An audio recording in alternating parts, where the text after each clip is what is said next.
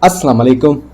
Welcome to my favorite games of all time as of 2023, and we are here with the next update of these rankings, which is going to be from number 31 to 40, of course, in the ascending, descending order, whichever, Descending. the opposite order. It's descending.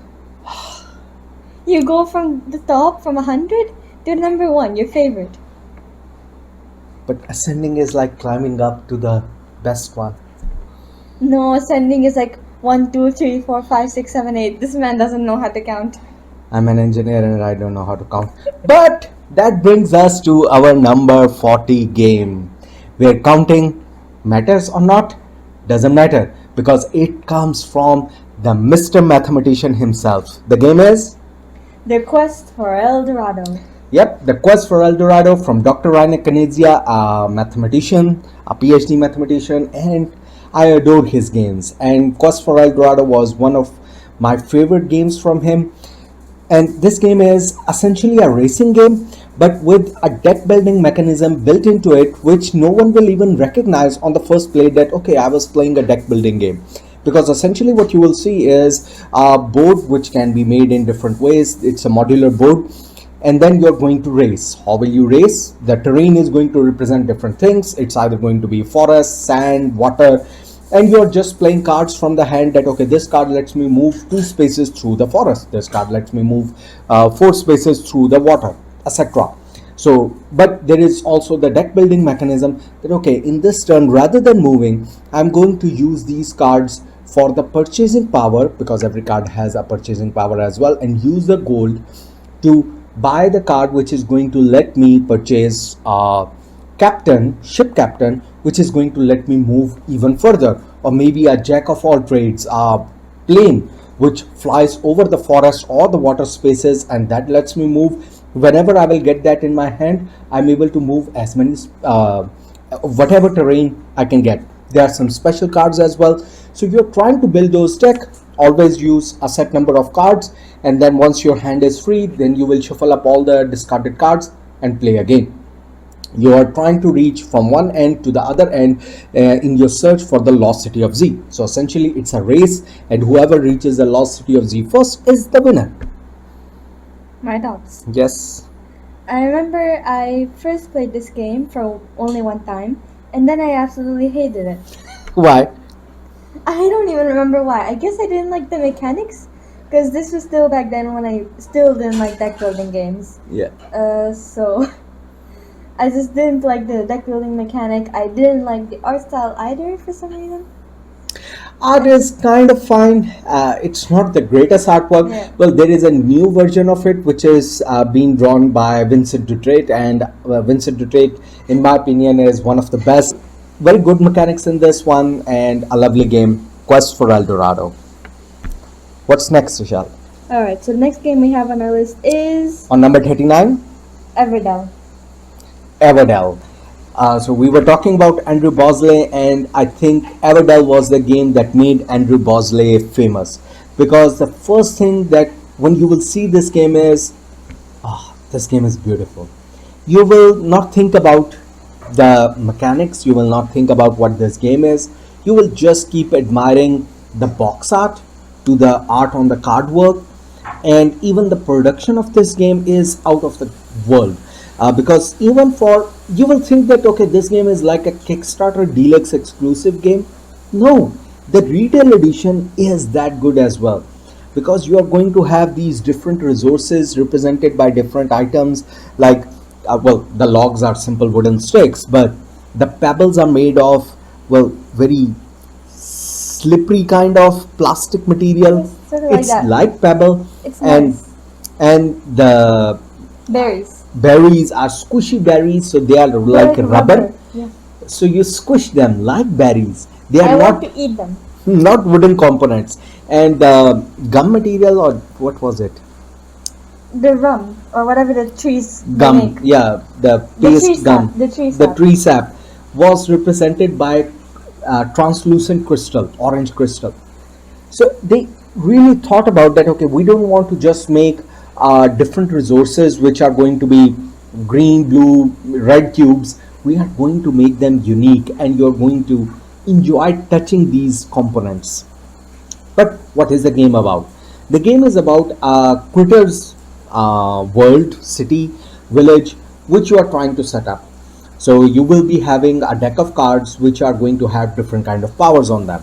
Each character is going to be different powers, and each of the buildings are going to have different powers. You are essentially doing a tableau building to represent your village. You want to find different combinations that work well with each other. So if you like games with a lot of combos, then Everdell not only looks beautiful with its circular board and a giant tree which does nothing but looks beautiful, and it's not only beautiful but a lovely game in itself as well. Just like what Baba said, my favorite things about this game are, of course, the little components. I want to eat the berries, and the artwork. But I do also like the mechanisms. They're very well thought out, I will say. And there's like lots of variety, and especially the tree. I just like it. Alright, so Everdell, again a beautiful game and you cannot go wrong. Alright, Okay. Next up on number 38 is Power Grid. Power Grid. So something which you have not played. No. Yeah, because it's a more heavy economic game. And I don't like the artwork. Nobody likes the artwork of this game. But it's the gameplay of this game that makes it fun. Now, Power Grid is a game about providing power to different cities. So essentially, you will have different maps, and each map is going to represent different cities connected by a grid network. Well, they show it as pipes with a lot of cables in it. Not the favorite kind of look, but anyway, that's what it is. And essentially, you are taking over those cities. You are setting up your grid power stations, whatever you want to call them, in the cities to power them. The more you have them, the more houses you can power up. But to run your power stations, you are going to need power plants, and that's where the fun of this game is going to be. So even though there is an area control happening on the board, the main mechanism of this one is going to be the market and the fuel mechanism. So how that works out is that the market cost of different fuels to run different plants are going to vary constantly. You can invest in different kind of plants. So there can be wind plants, there can be biofuel, there can be nuclear plants, oil plants, and for each of those plants, except the wind because that's renewable energy, for each of those plants you need to buy different kind of fuels to run those plants. Those fuels are given on a market board. On the market board, if the first player who is picking up the fuel will buy, they will buy for a cheaper cost, because right now there is more, let's say, oil barrels available. So they will buy oil barrels for a very cheap price. But once they have bought those oil barrels, the market board is going to show that the oil price is increasing because the market demand, people are buying oil, so market demand has increased. If the other player has also invested in oil power plants, they will have to purchase oil barrels at a very high cost. Maybe they saved some oil from the previous turn because they knew they were going to go second in the next round, or maybe they were trying to invest in a different kind of fuel. But if not, they don't have any alternate fuel to run their power plants, they will have to provide the grid power using that very costly fuel. But using the very costly fuel also means that they will have less money left for the next round for purchasing better power plants later on as well. So it's always like using finding the most efficient use of your money. Okay, this much fuel I'm going to buy, that will run these many cities, but then I will not have enough money. Maybe I will buy one less fuel, run one less city, and then purchase that, and that is going to help me in the next round. You always have to think 2-3 turns at the same time to actually figure out what's going to be the best use, and that kind of puzzle is really enjoyable. Horrible artwork, but a really enjoyable economic game, Power Grid. I forgot everything you just said. Well, you have not played it, so you will not understand, but it's a really good economic puzzle, Power Grid. It comes in those coffin boxes. I really wish someone will take Tool should take it, because Tool has a very good graphic design sense. So these kind of grid networks, he can really design a beautiful version and put it in a standard kind of box. That will Power Grid 2.0. That would be lovely. All right. What's next? Next up on number 37 is Oh My Goodness. Oh my god. So Alexander Pfister comes again. Now Alexander Pfister, my one of his games on the top 100 was Blackout Hong Kong. And spoilers, Great Western Trail or Maracaibo are not in my top 100. They are below top 100 even though they are regarded as Alexander Pfister's best games, but they are not in my top 100 games. My favorite game of Alexander Pfister is a small card game called Oh My Goods. The fun in this game, it comes in a very small tiny box like this size. And what's the fun in this one is that it's just a deck of cards and these are multi-use cards. So the left side of the card, essentially what you are trying to do is that you are going to be building different kind of small factories, small household cottage factories, and running those factories using different goods. So you might need wheat, uh, cattle, coal, rocks to actually give as resources to these factories, and they will produce something good. When they produce goods, that goods are worth some cost, and the cost is represented by the quality of the good that is manufactured by that specific factory. Now, these goods can also be used by other factories as well. Wheat, give it to a farm, and the farm is going to convert them into cows. Now, I can have another factory which is going to be a butcher shop, which is going to take cows as input, and if I can give them cows as input, then that can convert it into proper packaged meat, and that packaged meat cost is going to be worth much more. So if I just sold the cows as such, their cost is low, but if I sell packaged meat, then it's going to be costing high. But that same factory, I can have another factory which is going to utilize the leather. So from the cows, utilize the leather and convert it into clothing, shoes, whatever. So that's the combinations you are trying to make. You will be having a set of cards. So on the card, the left side is going to represent the goods that are going to be available in each round. The bottom side of the card is going to tell what are the different factories that you can place. So using the same card, you can discard a card to use that card as the goods as input to other factories, or the bottom part you can place it in your tableau to make a permanent factory. But for placing a factory, you have to pay that money as well. And how you are representing these different goods, there are no tokens, no cubes, no wooden components in this one. You will just flip the card. On the back side of the card is the shape of a crate which represent goods, and you will be placing it on that factory, which means that now this factory has these many goods, and what's that good worth is mentioned on the factory card. So using the same card, the top side of the card has a cost of the factory itself mentioned, or the victory points it's going to have. So each side of the card is telling you something. Even the back side is telling you something. Using the same cards in different orientations, you are running a tableau of making goods, running different kind of chain mechanisms, finding combinations, having workers which are represented by cards as well, and placing the workers on different factories that, okay, my worker is today working in this factory. You can have such an exciting game. Now, I own all its expansions because its expansions also came with kind of a legacy story mode as well. So Alexander Pfister started that with Eurogames from this game, that you can have a story being told in this one. It's a very simple story, but still it was a unique concept that, okay, take out this card, take out this card, different events happen. Such a unique, lovely, small card game. Clement France's artwork, I'm not a fan of his artwork, but the game is just beautiful. So that's Oh My Goods. Yeah. You have no idea about that. I don't play it. You didn't play it. Yeah. So let's move on to the next one. What's the next? Number 36, Camel. Camel Up. So that's something you have played a Yes. lot. And we are specifically talking about Camel Up second edition because one of the things I decided when I got interested in Camel Up is I'm not buying the first edition because the second edition looks so beautiful. It has better artwork.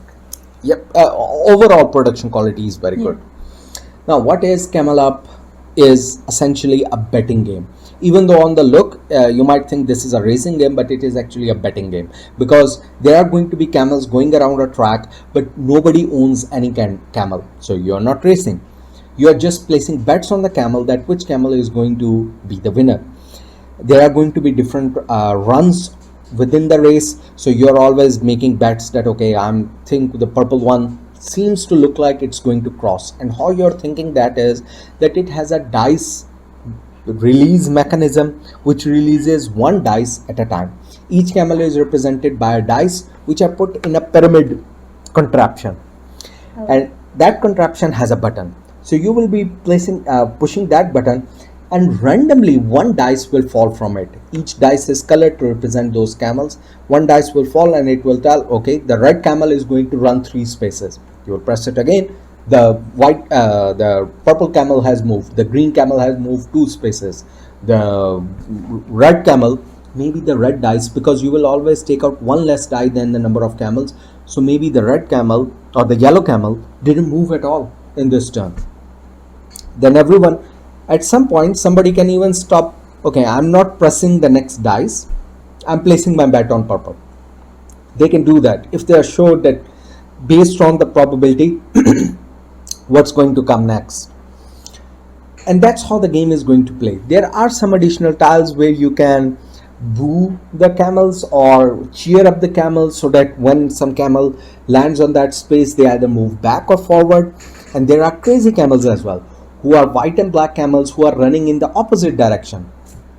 Because the fun starts in this one, that all these camels are stackable. So if a purple camel stacks up on the blue camel, and next time the blue camel has to move, the blue will move, but the purple camel is already on top of the blue camel. So the purple camel will automatically move as well. It's like just being lazy. Yeah, they are resting on top and each camel will move. And these crazy camels, the white and the black one, can come from the opposite side, and they are moving in opposite direction. So they can pick someone up and take them in the opposite direction as well. So crazy shenanigans can happen in this one. I really like the mechanisms of this game. The whole idea of like the betting. I really liked how they did the pyramid thing, the pyramid idea, and of course I love the crazy camels idea. But otherwise, a lovely looking game. And when you open it in front of friends, as soon as you open the board, you have to, don't set it up before someone comes. No. You have to open the board in front. If you set it up before anyone comes, then you are doing a grave mistake. Why? You explain. You were going to explain. You I tell. don't even know how to describe it. So it's a pop-up tree inside the board. As soon as you open it, the tree pops up, and it's a palm tree which comes out. A 3D palm tree. It does nothing, but it's just a beautiful addition to the board. You don't have to set up anything separately. It's a pop-up tree right there. I'm not sure why more games aren't using that kind of mechanism to add some kind of terrain in their games. Pop-ups are awesome. Pop-ups are awesome. Developers, do more pop-ups for your games to have some small terrain represented in your board. Paste them on your board. You open it and there is already terrain, the walls. You can do so many crazy things It's like with being pop-ups. a little kid. It's like being a little kid and opening those storybooks with pop-up figures. Yeah. So that's my number 37, 37 or 6? which is Camel Up, specifically second edition. 36. 36. Okay, let's move on to number 35. Downforce. Downforce. So just next to a betting game, there is another betting game, but in this one you are racing as well, betting and racing, which is Downforce. Now Downforce is a very old game which has been restored by Restoration Games, given it a modern coat of paint, and in this one you are going to own one of the Formula 1 racing cars. Formula 1? Yeah, they are Formula 1 cars, which comes with the game. They have to go on a track, and how they will be racing is that each player is going to have a deck of cards, and on each card are going to be different colors and different numbers represented on it. So for example, if you play a card which has the orange number, red number and green number, that means all these 3 cards are going to move that many spaces, but the active player gets to choose which directions they are going to, well, they will always go forward, but which path they are going to take. So of course you want your car to move ahead using the shortest path and using the other cars to try and block on the smaller turns or other things to block them behind you or behind other players. But you have to, as long as there is open space, you cannot say that I'm not moving other cars. You have to move all the cars. So you have to strategically play that, okay, this card I'm not going to play right now because this gives advantage to my opponents rather than me right now. So you have to select that card and then draw new cards. Other than that, there is a betting mechanism in it as well, because not only you have invested in one of the car yourself, and of course you're going to win the maximum amount of money just by winning the race, but also what you're trying to do is making bets on each of those runs, that which car is going to be the first, which is going to be the last, and which is going to be the winner as of the current situation of the game. So at the end of each run, you will be placing a bet that which car is going to be the winner at the end of the race, what position they will take. It's a nice game. Not my personal favorite, but it's not bad. And what I specifically remember is how my father has absolutely no mercy in this game. Every time we tell him to slow down, please let us have a chance, he would just go speeding forward. No listening, he's ruthless. Alright, so that's number 35, Downforce. And now let's move on to number 34, which is Super Mega Lucky Box. Super Mega Lucky Box. A game You from say it like that, you say it super quick. Super Mega Lucky Box. Super Mega Lucky Box. Yes. I grew up playing bingo a lot with my family. And this one gives you the feeling of bingo without the money involvement. Because we don't do gambling. Yeah, we don't do gambling. So instead, you can have play this, and it's not just random. There is some strategy and there is some decisions that you're gonna get involved in it. So essentially, what you're going to get is 3 tickets, similar to what you're going to have a bingo ticket, which is going to have a grid of numbers. The numbers are from 1 to 9, and then a card will be flipped, which is going to tell which number is going to come. But the cards aren't sure that all the 9 numbers are going to come, because you are going to have 18 cards which you're going to shuffle, and out of those 9 will be taken out and only 9. So sometimes maybe number 7 will be repeated twice and number 2 might not even come. So things like that can happen. So the numbers will be flipped out, and you're going to at that time decide which number 7 has been flipped. On my 3 tickets, 2 of the tickets have number 7. Which ticket I'm going to cut it off? I have to cut it in 1 ticket only, or 1 card. You play this game on the card itself.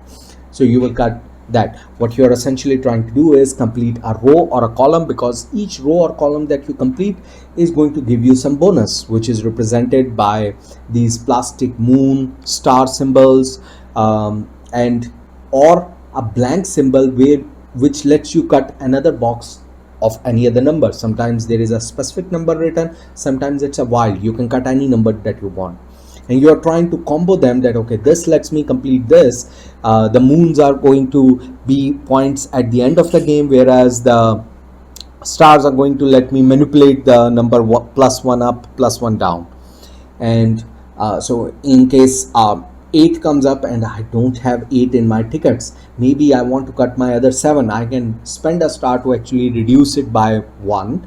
And No, it wasn't the star, it was lightning bolt. Lightning bolt, not stars. Lightning bolt. And then I can use the lightning bolt to reduce it and then cut another number. So in this way, there is some agency in this game where you have to take decisions. If you complete as many more tickets that you complete in a specific round, the more points you're going to get. So you also want to concentrate on a singular ticket as well, because completing it in an earlier round is going to give you more points rather than completing more tickets in the late round. Okay, so I will say, I think my favorite thing about this game is actually the combos. It just feels so rewarding and good whenever you get a good combo. Like you finish something, you're able to cross off another number, which gets you like a moon or something, or maybe another number that'll let you get a star. It's just nice. It feels so good. All But I right. will say, I will admit, shamefully, that I may have spent more time arranging the tokens into funky little patterns instead of actually playing the game. All right. So that's number 34. 34, I think. So Yeah. that's number 34, Super Mega Lucky Box by Phil Walker Harding in Game Right Games. All right, on number 33 is Remember this number. Betrayal at House on the Hill. Betrayal at the House on the Hill. Now, this is one of the earlier games that we had in our gaming collection. Now, this game has some problems as well, as you might know, but it also contains a lot of memories of funny things, events that happen in Absolute any game. terror in our eyes. So essentially, the game is about people exploring a haunted house every time, as usual, normal Monday for anyone. Yeah. Yeah, you see a haunted house, you want to go in it. Yep, classic horror movie trick. If you want to survive in horror movies, do exactly this. And when you explore, all you're doing is very simple mechanisms. You will be going through that haunted house, tiles are going to open up, which you are going to open, and so it's going to be a random house every time. There are different tiles for the ground floor, for the upper floor, for the basement, 3 levels every time for the base house, and you're going to keep opening these tiles randomly and place them whenever you explore some area. So as long as you can place it, fine. That's how the house will be formed. If the tile has some symbol on it, you might be able to explore some items as well. So you might be finding some haunted items that will have some kind of very nice descriptive horror element written on it, and you might have to do a skill check using the dice.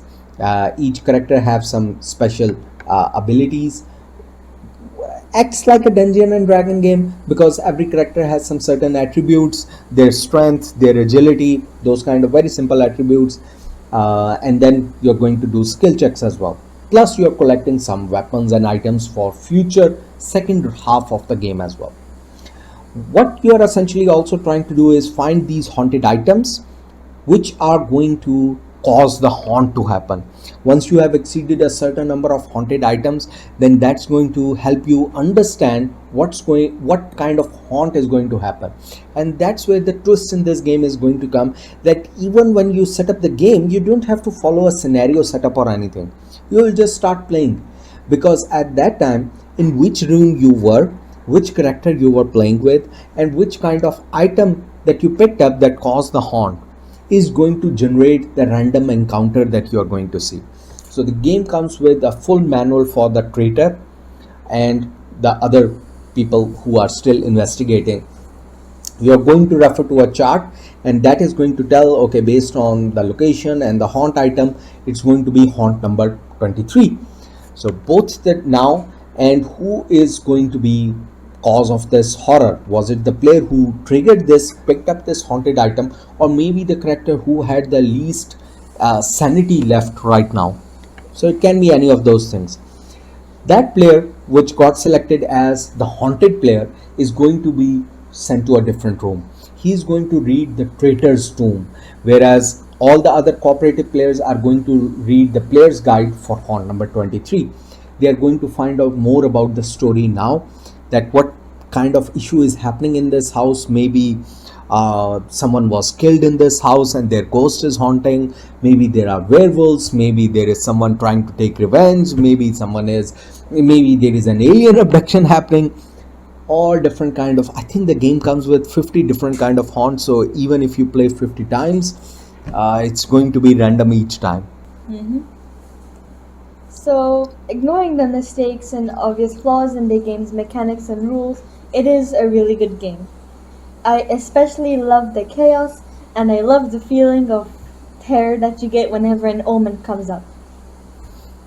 It is a very difficult game. Like, sometimes you will get the house layout that is convenient, it's easy for you, and sometimes it was the worst thing you'll ever do. It's like a labyrinth. Yeah. And of course, me and my mother, every time we play this game, we always force my father to be the monster. Yeah, so you can select that, even though the game will tell who is going to be the traitor, but you can also select, okay, you are the most experienced player, so be the traitor, because that player is at a disadvantage that he has to understand the rules all alone, whereas the rest of the group, which might be 3-4 people, can read the rules collectively for their side and try to discuss with each other to understand what do they need to do to win the game. So that's why the most experienced player should be, and then you're going to be fine. You can always cover those rule gaps or broken things in the game. So always a fun time. Betrayal at the House on the Hill. On number 33. I remember that number now. Yes, thank you. So let's move on to number 32, which is The Quacks of Quedlinburg. Quacks of Quedlinburg. I think this game needs no introduction. It's very famous. We'll just give a brief summary. Yeah. So it's a back building game. What that means is you are going to be purchasing different tokens, different ingredients, and putting them in your bag. You are all going to be different quacks, doctors, medicine, herbal things, making a cauldron, which is Potion makers. potion makers. You each have a cauldron with a spiral shown on it, so you are taking out from your bag, putting an ingredient on it, taking out from a bag, putting the next ingredient without looking. So you will see only the ingredient once you have put on it, and different ingredients are going to have different kind of effects which are written on your recipe book. But what you want to do is you want to push your luck that you never exceed the white cherry bombs by a certain number, because if you exceed those white by a certain number, you want to have maximum ingredients in your cauldron. The more ingredients you have in your cauldron, the more points you are going to get, the more money you are going to get, the more gifts you are going to get.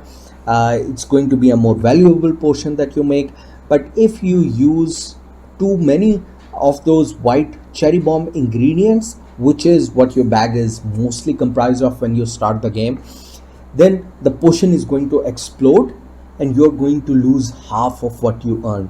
So either you were going to get points to buy more ingredients, or you were going to get points which are the final game points. You can select only one, which one you're going to pick. So it's a push your luck mechanism with a bag building mechanism. Very easy game to teach, and it's so much fun with anxiety to see. You can take a decision. I put 2 ingredients, I'm stopping, but you're going to earn very less, and you see other players still going on, so you want to go on as well. But I will explode. Should I stop? Should I not? Really fun decisions in this one, and absolute fun game. Chaos again. We love games with chaos in them. Yes. So what's your opinion of it? You keep blowing up. I keep blowing up because I keep pushing my luck. And then you always face the consequences of your actions. I do. I always lose. But I'm the best at this game. I will say that. I am careful. So who looks inside the bag while picking out? I don't. You don't? No, I stopped. After cheating, you stopped. No. Alright. So that's number 32. Quacks of Quedlinburg. I use my psychic power. Oh. I touch the token and then I think really hard. Is this a cherry bomb or not? If it's not a cherry bomb, toss it on the board. Really? Yes. Oh, really? Yes. That's number 32, Quacks of Quedlinburg. And the last one for today, number 31 is Alchemists. Alchemists. Surprisingly very close to Quacks of Quedlinburg. I was thinking the same thing. Similar kind of theme. You are an alchemist making different potions. But in this one, the mechanisms are, this is a very heavy Euro kind of game with a deduction element as well. Now this game is hard to explain, and it's a really big teach that you have to do with your players, because essentially you are playing 2 different games in this one. One is a Euro game in which you are sending your workers to collect different kind of ingredients, sending your workers to sell the potions that you have made, sending them to university to actually publish the theories you have done and gain laurels, plus getting some money, getting some more higher, better equipment, which can give you advantages as well. Different mechanisms are available on the board. The second half of the game is how you make potions, which is a deduction element. Each ingredient is going to have some kind of essence which gets randomized every time. Some kind of essence of red, blue, plus, minus symbols, big, large symbols, and you have to deduct that, okay, when I mix 2 ingredients, what's the reaction that's going to happen. Sometimes you're going to have good potions, strength potions being made. Sometimes you're going to have invisibility potions being made. Different potions are there which gets made. Sometimes you're going to make poison. Sometimes they are going to react and just cancel the effect of each other and make water, and that's what you're selling to your. But what you are trying to do is, by mixing those two ingredients, it comes with an app. You will scan those cards, two ingredients, and it's going to tell you the result that okay, this reaction caused this. And then you have a pad which lets you do a logic puzzle. Okay, this let me do this kind of reaction, so this must be the actual essence of this ingredient. Now if I mix this with this essence, it's going to make a stronger potion. That's what you. And if your next experiment was correct, maybe you want to publish a theory that's going to earn you more. If someone can prove you wrong, maybe you don't even have to be correct with your theories. You can even publish bogus or half cooked theories and still earn a laurel, and someone else has to challenge you, some opponent, that no, my logic puzzle which I have solved tells me a different answer. I'm going to challenge you, and they are going to gain that laurel, and you're going to face the negative consequences. Okay. I mostly have a lot of thoughts on the potion making section because that's my favorite. Yeah. I really, really love the deduction element in this game. I just really like I don't know. There's something about it that appeals to me. That, okay, if I do this, I know that I'll get a bad consequence. But what if I add this with that? I remember something. Every time you made one of your potions, your students drink a potion, they would get something good. But whenever you drank a potion, it was something bad. Yeah, you can drink the potion yourself as well. If it's poison, you lose a day. You don't wake up early, and if the students drink again, you have to pay the students to drink those potions if they had bad experience as well. So again, a lot of good mechanisms in this one. A lovely game, and one of my favorite, Alchemists. So that brings us to an end to this top 10 list, and hope you're enjoying this list. A lot of deduction and racing games in this one, Betting games too. betting games in this one. So, and we have just 30 more to go. So see you next time, and happy gaming. Happy